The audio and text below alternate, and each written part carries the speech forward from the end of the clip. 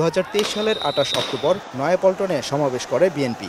একই দিন বাইতুল মোকাররমের সামনে পাল্টাপাল্টি সমাবেশ করে আওয়ামী লীগ। সমাবেশ চলাকালে পুলিশ ও আওয়ামী লীগের হামলায় বিএনপির বেশ কয়েকজন নেতাকর্মী আহত হওয়ার পাশাপাশি নিহত হন যুবদল নেতা শামীম।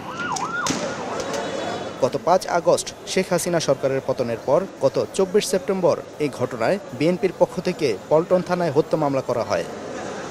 শনিবার মামলার আসামি সাবেক প্রধানমন্ত্রী শেখ হাসিনার মুখ্য সচিব আবুল কালাম আজাদ ও ঢাকা মহানগর দক্ষিণ আওয়ামী লীগের কোষাধ্যক্ষ হুমায়ুন কবিরকে ধানমন্ডি থেকে গ্রেফতার করে পুলিশ।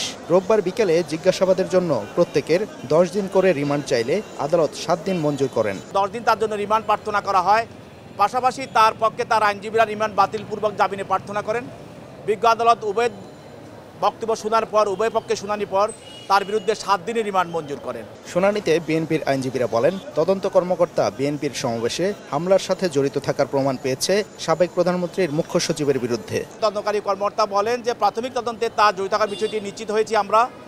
এখন এই হত্যার সঙ্গে আর কারা জড়িত আছে এবং কিভাবে এই শামীমকে হত্যা করা হলো এবং এই হত্যার পিছনে কাদের ইন্ধন আছে এবং কাদের সহযোগিতা আছে, এই বিষয়গুলিকে আরও অধিকতর তদন্ত করা প্রয়োজন। বিগত সরকারের শাসনামলে বিএনপির মহাসমাবেশে হামলার ঘটনা ঘটলেও তখন মামলা গ্রহণ না করায় সরকার পতনের পর মামলা নেয় পুলিশ।